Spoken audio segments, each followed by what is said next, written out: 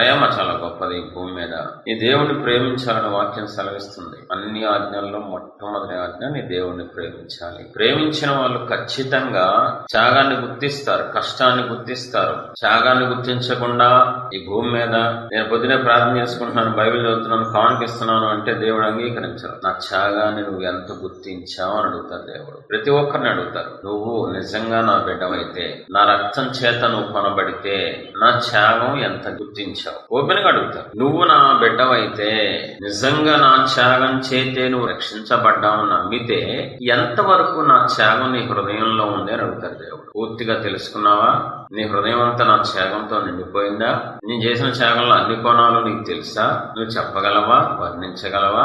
దానిని బట్టి నువ్వు నన్ను స్తుతించావా అని అడుగుతారు దేవుడు. ఒకవేళ కాదు, నేను కానుకలు ఇస్తున్నాను ప్రభువా, నేను మీ రాజ్యం కడుతున్నాను ప్రభువా, నేను సేవకులు పొడుగుజంగా ఉన్నాను ప్రభువా, అయితే ఓకే, నువ్వు నన్ను ప్రేమించట్లేదు, నువ్వు ఆశీర్వాదం కోసమే చేస్తున్నావు ఈ భూమి మీద, నా దగ్గరికి రాలేవు.